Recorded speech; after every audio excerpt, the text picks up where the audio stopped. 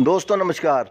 जब भी 25 जून आती है तो देश के 8वें प्रधानमंत्री स्वर्गीय श्री विश्वनाथ प्रताप सिंह जी की याद जरूर आ जाती है। एक शानदार और क्रांतिकारी किरदार जिसका अपना एक लंबा इतिहास है। दोस्तों, विश्वनाथ प्रताप सिंह भारत गणराज्य के 8वें प्रधानमंत्री थे और उत्तर प्रदेश के मुख्यमंत्री रह चुके हैं। उनका शासन 1 साल से कम रहा। 2 दिसंबर 1989 से लेकर 10 नवंबर 1990 तक का उनका कार्यकाल रहा एक प्रधानमंत्री के रूप में। आज उन्हीं के बारे में बात करेंगे और कम शब्दों में उनके बारे में बात करना काफ़ी मुश्किल हो जाएगा, तो हो सकता है ये वीडियो 7-8 मिनट की बन जाए। दोस्तों, आपसे आशा है कि मेरे साथ बने रहेंगे, मेरे चैनल को सब्सक्राइब करेंगे और शेयर करेंगे। साथियों, राजीव गांधी सरकार के पतन के कारण प्रधानमंत्री बने विश्वनाथ प्रताप सिंह ने आम चुनाव के माध्यम से 2 दिसंबर 1989 को यह पद प्राप्त किया था। श्री वीपी सिंह जी न सिर्फ बेहद ईमानदार थे, बल्कि दलितों, पिछड़ों और वंचित समुदायों के प्रति उनके दिल में बेहद करुणा थी। अगर उन्हें दलितों, वंचितों और पिछड़ों का सच्चा मददगार कहा जाए तो इसमें कुछ भी गलत ना होगा। राजा बहादुर राम गोपाल सिंह के पुत्र श्री वीपी सिंह का जन्म 25 जून 1931 को इलाहाबाद में हुआ था। उन्होंने इलाहाबाद और पूना विश्वविद्यालय से शिक्षा प्राप्त की थी। 25 जून 1955 को श्रीमती सीता कुमारी से उनका विवाह हुआ और उनके 2 बेटे हैं। विश्वनाथ प्रताप सिंह को अपने विद्यार्थी जीवन में ही राजनीति से दिलचस्पी हो गई थी। वो समृद्ध परिवार के थे, एक शाही राजसी परिवार के थे। इस कारण युवा काल की राजनीति में उन्हें सफलता प्राप्त हो गई थी। उनका संबंध भारतीय कांग्रेस पार्टी के साथ हो गया। 1969 से 1971 में वो उत्तर प्रदेश विधानसभा में पहुंचे। उन्होंने उत्तर प्रदेश में मुख्यमंत्री का कार्यभार भी संभाला। उनका मुख्यमंत्री कार्यकाल 9 जून 1980 से 28 जून 1982 तक ही रहा।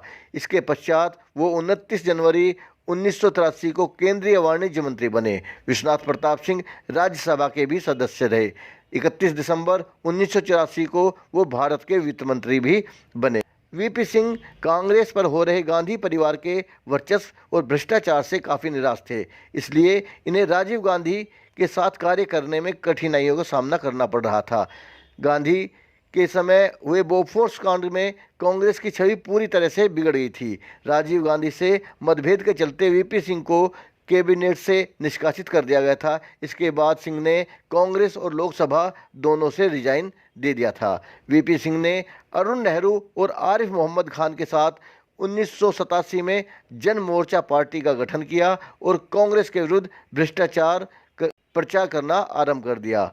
1988 में इन्हें इलाहाबाद से लोकसभा की सीट फिर से मिल गई। इसके बाद 11 अक्टूबर 1988 को जन मोर्चा जनता पार्टी लोकदल ने मिलकर गठबंधन किया, जिस पार्टी का नाम जनता दल रखा गया। ये सभी पार्टी मिलकर राजीव गांधी के विरुद्ध खड़ी थी। वीपी सिंह को पार्टी का अध्यक्ष बनाया गया। अंततः 2 दिसंबर 1989 में जनता दल को भारी बहुमत से विजय प्राप्त हुई और श्री वीपी सिंह को प्रधानमंत्री बनने का मौका दिया गया।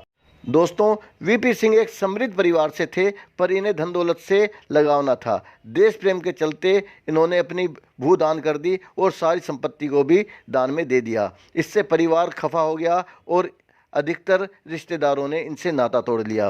वीपी सिंह ने 1969 में एक सदस्य के रूप में इलाहाबाद विश्वविद्यालय में अखिल भारतीय कांग्रेस पार्टी की सदस्यता ली। वो एक कुशल राजनीतिज्ञ थे। 1969 में उत्तर प्रदेश की विधानसभा के सदस्य बनाए गए। इस वक्त वो कांग्रेस के नेता थे। 1971 में निचली संसदीय लोकसभा का चुनाव जीता। 1976 में इंदिरा गांधी ने उन्हें केंद्रीय वाणिज्य मंत्री बनाया। वीपी सिंह ने 1976-77 तक इस पद को संभाला। 1980 में ये लोकसभा के सदस्य भी बन गए। 1980 में जनता दल की सरकार गिरने के बाद जब इंदिरा गांधी वापस सत्ता में आई, उस वक्त वीपी सिंह को उत्तर प्रदेश का मुख्यमंत्री बनाया गया। उत्तर प्रदेश के मुख्यमंत्री या केंद्र में वित्त मंत्री रहते हुए आरक्षण के बारे में उनके विचार बहुत अच्छे नहीं थे, लेकिन रामविलास पासवान, शरद यादव जैसे समाजवादी पृष्ठभूमि के नेताओं के साथ मिलकर जब इन्होंने जन मोर्चा बनाया, तब उन्हें मंडल आयोग की सिफारिशों का महत्व मालूम हुआ। उन्होंने कहा कि जिस समय मंडल आयोग की सिफारिशों को लागू किया गया, वो समय उसके हिसाब से बिल्कुल भी सही नहीं था। चौधरी देवीलाल के साथ हुए विवाद के बाद वीपी सिंह ने मंडल आयोग की सिफारिशों को जल्द लागू कर दिया। लेकिन इतना जरूर है कि इसके फलस्वरूप आज पिछड़े वर्गों को जो 27% आरक्षण मिला है, उसके लिए देश उन्हें हमेशा याद रखेगा। थे राजा नहीं थे, फकीर थे। वे पिछड़ों के हमदर्द थे। उनमें व्यक्तिगत ईमानदारी और त्याग इतना अधिक था कि उनके नाम पर कस्में खाई जा सकती हैं। यह इस देश का दुर्भाग्य रहा कि वे कम ही दिनों तक प्रधानमंत्री रहे। वीपी सिंह भ्रष्टाचार के खिलाफ कठोर थे। यहाँ पर यह भी बताना पड़ेगा कि ईमानदार होने का नाटक तो बहुत सारे लोगों ने किया, लेकिन वो सही में भ्रष्टाचार विरोधी थे। मनमोहन सिंह खुद तो ईमानदार प्रधानमंत्री रहे, पर भ्रष्टाचार के खिलाफ तनिक भी कठोर नहीं थे। और वर्तमान प्रधानमंत्री की ईमानदारी के बारे में तो क्या ही कहा जाए। अब बोफोर्स घोटाले पर उनकी भूमिका की चर्चा करते हैं। 80 के दशक में राजीव गांधी मंत्रिमंडल से हटने के बाद वीपी सिंह जनमोर्चा बनाकर देश भर में राजीव गांधी सरकार के भ्रष्टाचार के खिलाफ अभियान चला रहे थे। उस समय राजीव गांधी की सरकार बोफोर्स घोटाले को लेकर पूरे देश में बदनाम हो चुकी थी। भ्रष्टाचार विरोधी अपने अभियान में उन्होंने उद्योग और व्यापार जगत के भारी भरकम हस्तियों के खिलाफ कठोर कार्रवाई की थी। उसी प्रकार राष्ट्रीय हित में द्विपक्षीय और अंतर्राष्ट्रीय संधि वार्ता में उन्होंने महानतम शक्तियों के दबाव की भी उपेक्षा कर दी और भारत के निर्धारित दृष्टिकोण पर अटल रहे। इसका सबसे बड़ा उदाहरण देखने को मिला उरुग्वे के पुंटा डेल एस्टे शहर में हुए गेट वार्तालाप में। वहां अमेरिका और अन्य पाश्चात्य देशों के भारी दबाव के बावजूद भी उन्होंने सेवाओं और बौद्धिक संपदा के मसले पर भारत के हितों का समर्पण नहीं किया। सिंह एक निडर राजनेता थे। दूसरे प्रधानमंत्रियों की तरह वे कोई भी निर्णय लेने से पहले डरते नहीं थे, बल्कि वे निडरता के साथ कोई भी निर्णय लेते थे। और ऐसा ही उन्होंने लाल कृष्ण आडवाणी के खिलाफ गिरफ्तारी का आदेश देकर किया। प्रधानमंत्री के पद पर रहते हुए उन्होंने देश में बढ़ रहे भ्रष्टाचार का भी विरोध किया। वे सरल स्वभाव के थे, फिर भी उनका व्यक्तित्व जटिल था। वे एक प्रकार की अनबूझ पहेली थे। वे प्राय अपनी समस्याओं से खुद जूझना चाहते थे। कोई महत्वपूर्ण निर्णय लेने या कोई अहम बयान देने से पहले वे अपने सहकर्मियों से हटकर अपने में ही लीन हो जाते थे।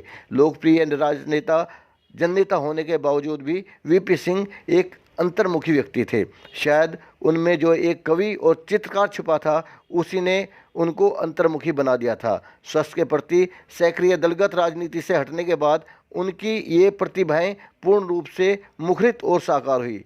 उनकी कविताओं की विशेषता थी विचारों की विलक्षणता। दोस्तों, उनकी मशहूर रचनाएं हैं मुफलिस, भगवान, मैं और वक्त, इश्तिहार, क्षणिकाएं। दोस्तों, इससे पहले गुर्दे और हृदय की समस्याओं से पीड़ित वीपी सिंह को बॉम्बे अस्पताल के गहन चिकित्सा कक्ष में भर्ती कराया गया। 76 वर्षीय सिंह के गुर्दे और दिल की बीमारियों का इलाज चल रहा था। आमतौर पर उनका नई दिल्ली स्थित अपोलो अस्पताल में या मुंबई के बॉम्बे अस्पताल में डायलिसिस होता था। वीपी सिंह जी का नई दिल्ली के अपोलो अस्पताल में निधन हुआ। दोस्तों, मेरे साथ बने रहने के लिए आपका धन्यवाद।